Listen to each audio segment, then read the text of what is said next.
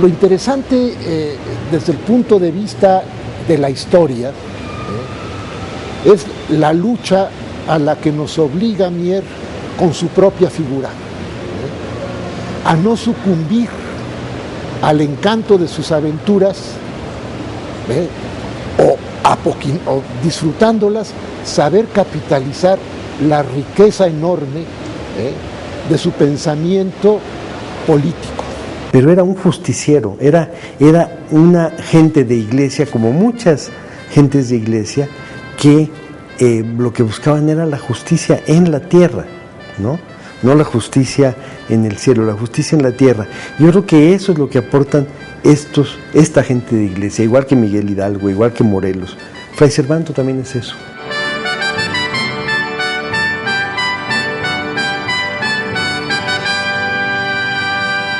Hay como dos facetas en su vida y en su personalidad. Una tiene que ver con el hombre, con la personalidad quizás muy arrolladora, muy apasionada, un hombre que es finalmente una figura a caballo entre lo que se podría llamar el barroco y el romanticismo, un hombre que es un defensor ferviente de la libertad. Que al principio él nunca las vio como memorias, es decir, como alguien que cuenta su vida. Lo que él escribió fueron alegatos jurídicos y canónicos de inocencia para mostrarle a los inquisidores en los interrogatorios. Ahora, era un hombre con un inmenso genio literario y estos alegatos se convirtieron un siglo después en lo que nosotros conocemos como sus memorias, que son la principal fuente sobre la vida de Servando. Entonces, el problema que tenemos quienes hemos trabajado a Mier es que hay que empezar por poner en duda lo que alguien dice de sí mismo. Y en el caso de Servando, era una combinación maravillosa de verdad y ficción. Lo que sí sabemos es que la aparición 30 años después del cadáver de Mier en calidad de momia despierta el interés de un escritor que es Manuel Paino, quien se pone a documentarse sobre Mier y encuentra las memorias. Entonces es el cadáver de Mier, es la momia la que nos lleva a reconstruir su vida, porque las memorias, aunque estaban por ahí, no las había leído casi nadie. Y las memorias nos permitieron leer una de las grandes vidas hispanoamericanas y la obra propiamente literaria, histórica, pero también literaria, de quien que en mi opinión es el primer gran escritor mexicano, ¿no? Fue el 12 de diciembre de 1794, en la colegiata de la Basílica de Guadalupe, cuando comenzó la rocambolesca historia de fugas, exilios, mazmorras y aventuras vividas por Servando Teresa de Mier. Pero también comenzó a gestarse el cambio en el pensamiento de aquel predicador dominico de 31 años de edad, quien tenía una gran fama como orador sagrado y, por lo mismo, había sido comisionado para dictar el sermón para conmemorar las apariciones de la Virgen de Guadalupe en el Tepeyac. Desde mediados del siglo XVI, debido sobre todo gracias a los oficios del arzobispo Montúfar, el culto a la Virgen de Guadalupe había adquirido gran relevancia. Criollos, españoles, mestizos e indígenas se reconocían en ese culto para su ventura o desventura. Fray Servando se topó con las fantasiosas investigaciones del abogado José Ignacio Borunda. Llevado y empapado de sus teorías, redactó su sermón. Esas ideas fueron retomadas. En el caso de México, quien las retomó rápidamente fue Carlos de Sigüenza y Góngora, y él hizo ya la asimilación entre Santo Tomás y Quetzalcóatl. La relación con esos relatos que hablaban siempre de un hombre, de un dios blanco, barbudo.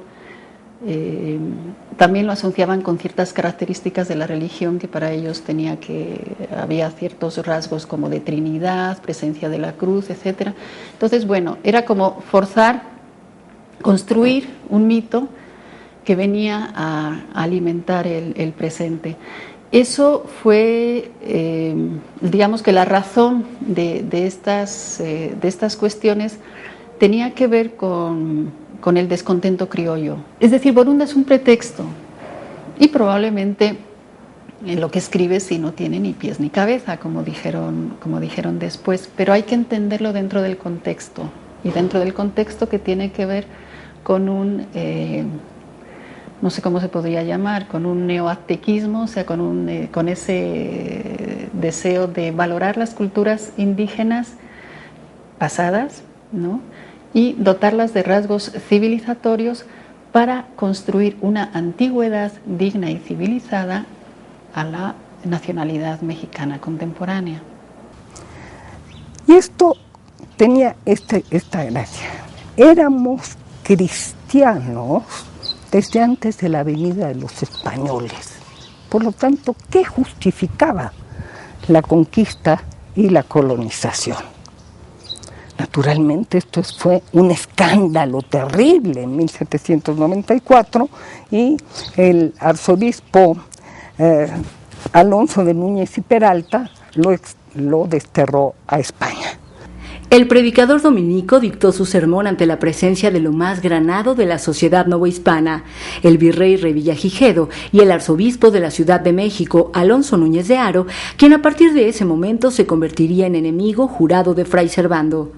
Lo que importa es cuáles fueron las consecuencias, ¿no? Fueron unas consecuencias tremendas porque se venía a alimentar fuertemente la idea de liberación. La temeraria afirmación de Fray Servando que la evangelización había existido antes de la conquista hizo que el obispo Núñez de Haro montara en cólera. Se le siguió un proceso lleno de fallas y, a decir del propio Fray Servando, muy truculento. Finalmente, el arzobispo dictó una terrible sentencia: 10 años de destierro en un convento dominico en España.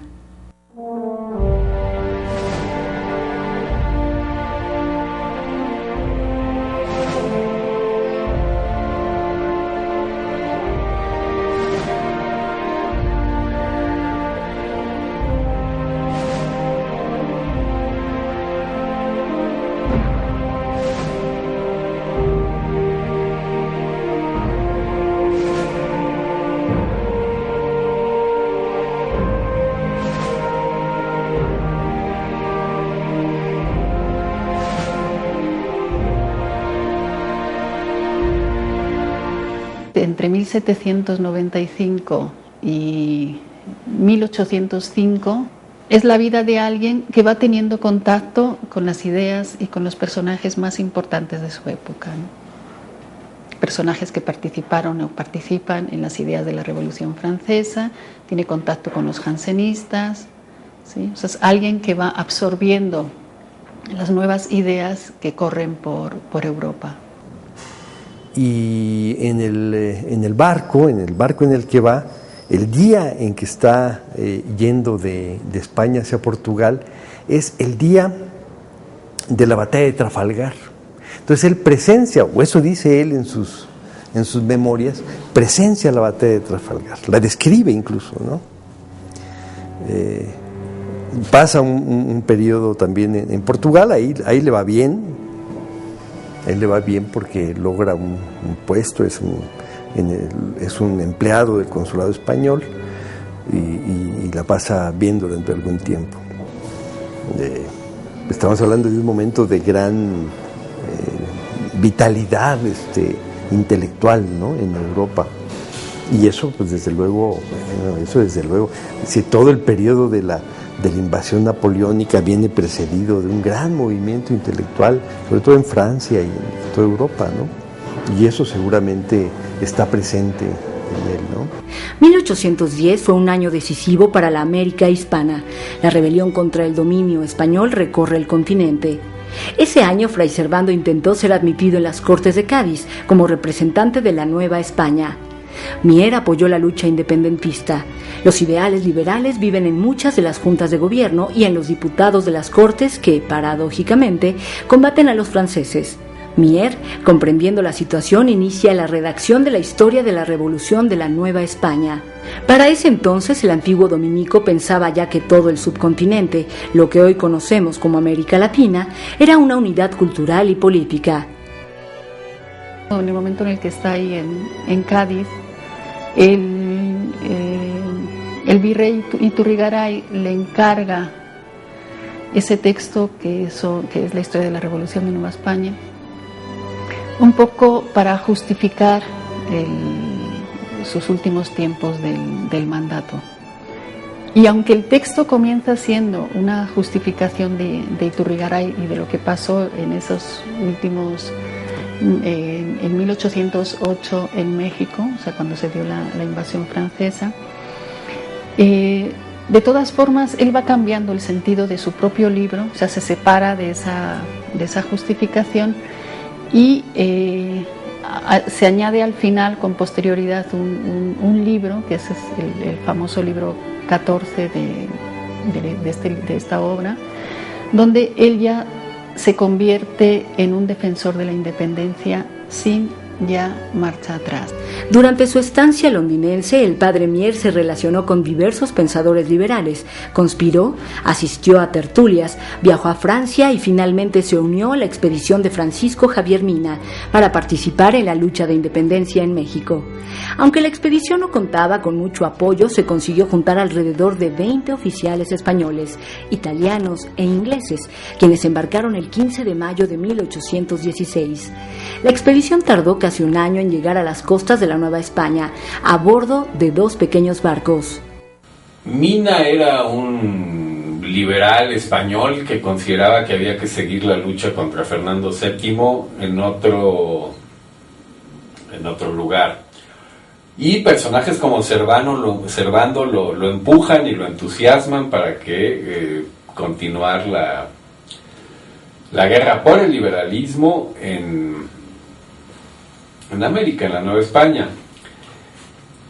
La expedición de Mina, en cuyo barco se sube, en varios sentidos de la palabra, Mier, pues es una cosa complicada. Por un lado era el afán de un revolucionario. Mina se parece un poco al Che Guevara. Era un hombre que quería hacer una especie de revolución mundial en el contexto del Imperio Español, y era un hombre temerario. Y él se queda en el fuerte de Soto la Marina y participa en la defensa de ese fuerte. Finalmente cae el fuerte después de una batalla larga, y él una vez más es detenido, una vez más es llevado a la cárcel, esta vez a la cárcel de la Inquisición, donde se pasa 3 años. Y allí en la cárcel de la Inquisición es donde escribe, no sé si toda o una buena parte de sus memorias. Y sale de la cárcel porque la Inquisición desaparece en 1820. Y a él lo vuelven a mandar a San Juan de Ulúa con la intención de enviarlo otra vez de regreso a España, pero él escapa en La Habana y logra regresar vía Estados Unidos. Entonces, a partir de 1817, es decir, cuando él, después de estar en Londres, pasa en 16 a América con la expedición de Mina, para ese momento él ya es un hombre que está dando el viraje hacia el republicanismo.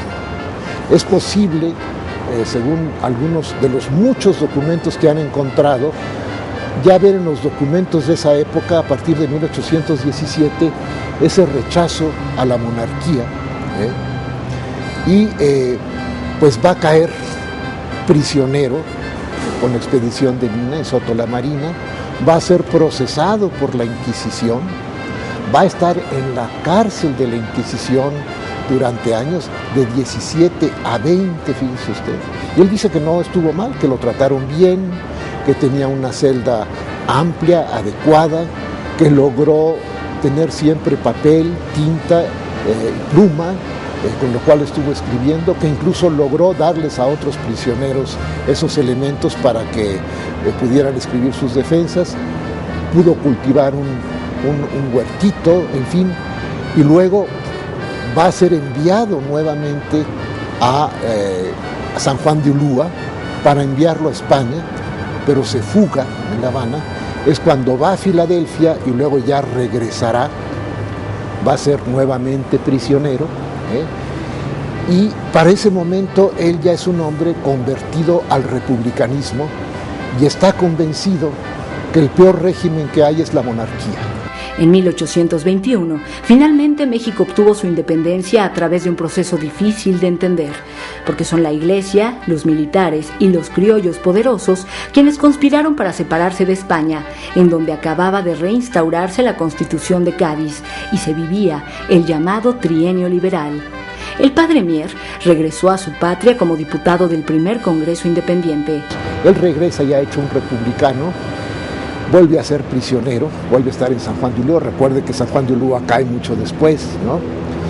Y se logra su liberación en julio de 1822, cuando ya está el Congreso Constituyente reunido en México.